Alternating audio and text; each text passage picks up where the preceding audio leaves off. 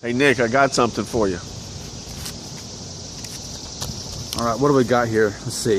It's a comment that I received from a video I made yesterday called the last hair loss video of mine you should ever watch is this one.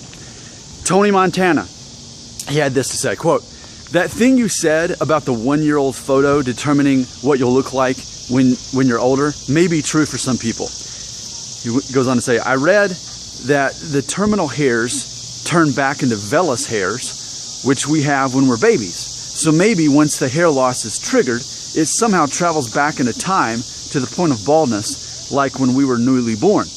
This is why hair loss seems to be some sort of degeneration of some sort, which no one fully understands," end quote. So, it's as simple as a thing as that is. I think we need to talk about that. Actually, that's pretty interesting to think of it in terms of that. As if part of your body ages much quicker than you. Now, I guess subconsciously we always knew that about hair loss and we always accepted that.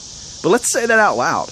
That ultimately, this premature hair loss, that most of us are experiencing that watch these videos, that part of our body is just aging much more quickly without the rest of us. And we could say the same thing about gray hair. I mean, look at me. I hardly have any gray hair. You have to really look closely, and even then, it's not on my head. To be 36. But a lot of guys, age 36, have a lot of gray hair, or they dye it so you don't know. With me, I don't have to. That's a problem I don't have is having to worry about gray hair. But it is an interesting concept, and what he's talking about with the baby hairs, he calls it, is it Vellus? Is that pronounced right? I wouldn't know.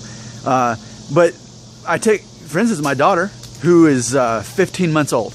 Okay, so she's still a baby, and with her hair, it's interesting. It's slow growing in, but she and I basically have the same hairline. We have an undeniable Norwood 3. Of course, her hair is longer and it kind of falls down like that, but she's a Norwood 3.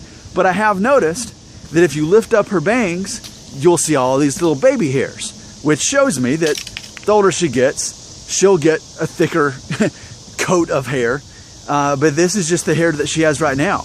But it's funny. So imagine me if I had all these little baby hairs like this that eventually would grow into full hair, and then I'd have a Norwood 1 again. And I know that she's a female, so I know that it's different than male pattern baldness. I'm not saying it's the same thing, but it's the similar concept about these vellus hairs here, that I can already see where hers will turn into a full head of hair. But currently, right now, she's at Norwood 3.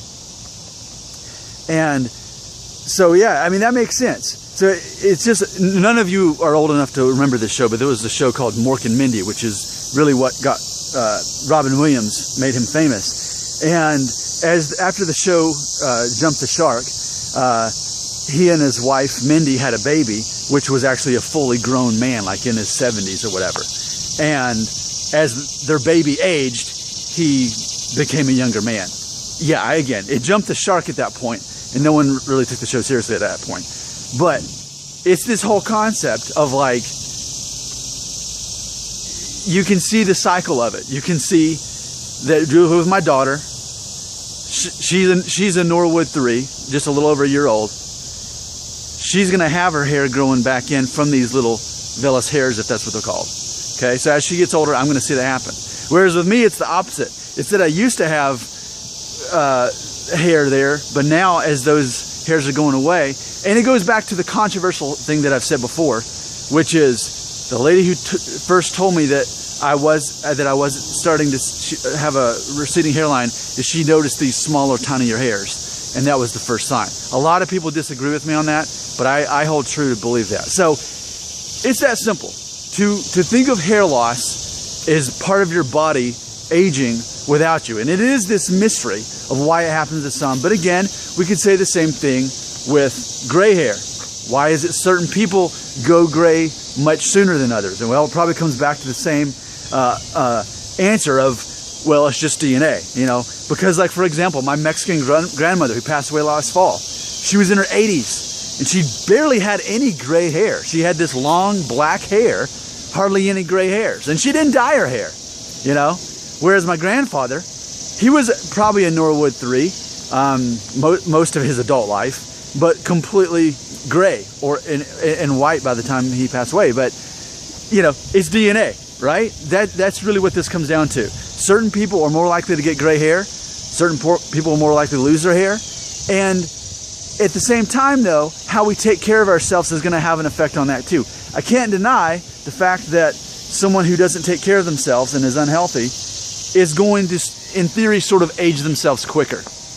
Those are my thoughts on how hair loss is kind of like our hair travels in time to the future while the rest of us stays young.